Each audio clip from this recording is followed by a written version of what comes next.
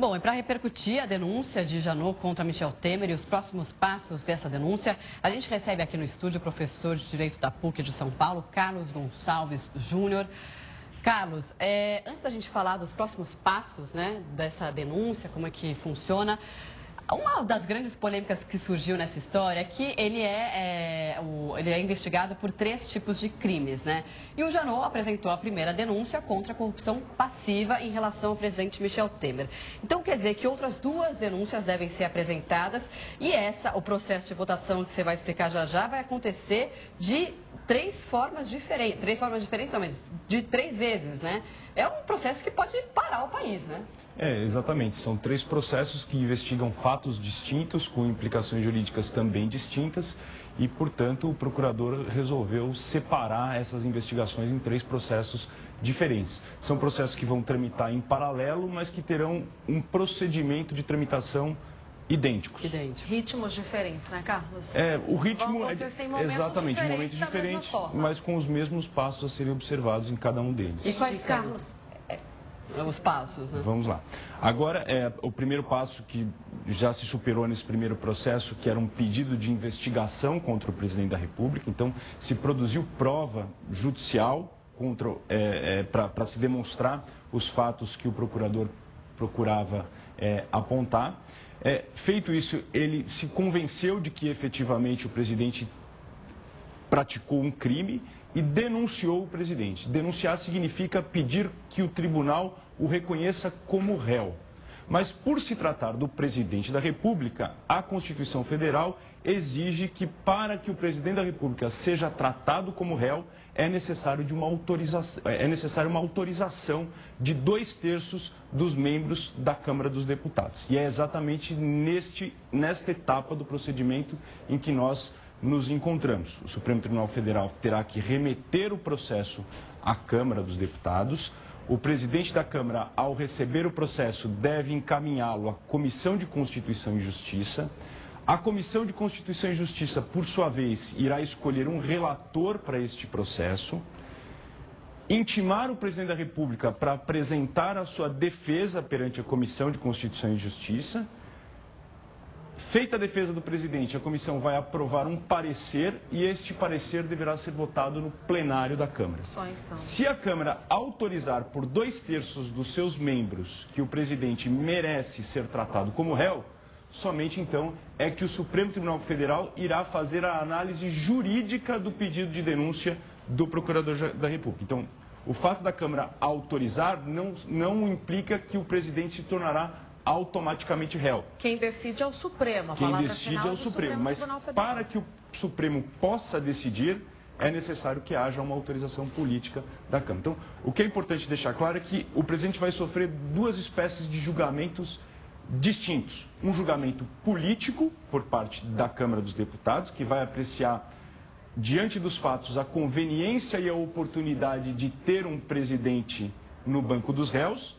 E feito isso, um julgamento jurídico do Supremo Tribunal Federal em verificar se os fundamentos apresentados pelo Procurador-Geral da República realmente permitem que o presidente seja colocado na situação de réu de um processo criminal. Agora tem um detalhezinho ali, até a Vanessa falou agora há pouco, sobre a possibilidade da presidente do Supremo abrir um prazo para que o presidente Michel Temer apresente explicações por escrito e aí que o Procurador-Geral da República então responda sobre essas explicações. Existe de fato, na sua opinião, né, como especialista no assunto, o senhor acha que isso tem chances de acontecer? Não seria o caso de prolongar demais esse processo que já vai se arrastar bastante se for feita essa autorização pela Câmara dos Deputados, se for dada essa autorização antes de chegar ao Supremo, porque já é um processo bastante longo? Veja, nós estamos numa situação extremamente inusitada. Pela primeira vez na história do Brasil, existe a possibilidade de termos um presidente sentado no banco dos réus, em exercício sentado no banco dos réus. A nossa legislação constitucional e infraconstitucional não previu um procedimento específico para esta situação. Então, diferentemente do impeachment, em que nós tínhamos uma legislação, ainda que anterior à Constituição, que dava um certo norte para a tramitação do processo, no caso do presidente da República ser tratado como réu, não há uma legislação específica. me parece ser um tanto quanto desnecessária neste momento o Supremo Tribunal Federal requerer do presidente da República que apresente uma defesa.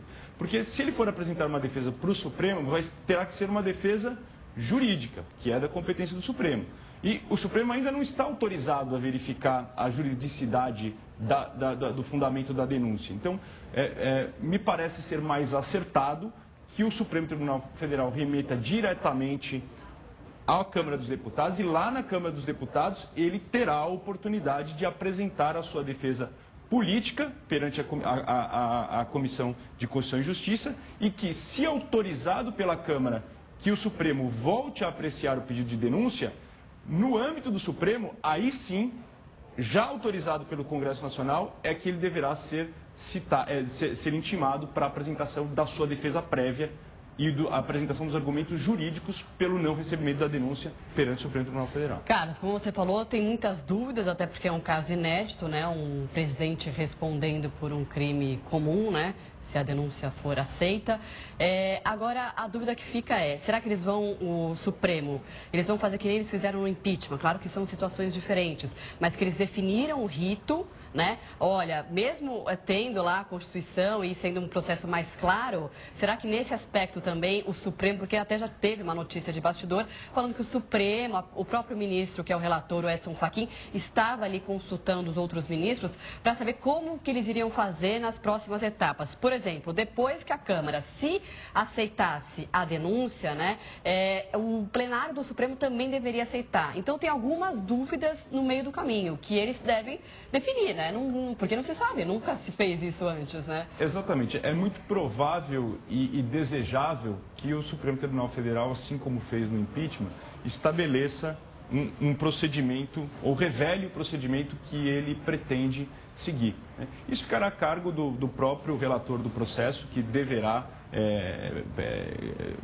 positivar, deverá colocar de uma forma concreta e objetiva quais os passos que ele vai observar.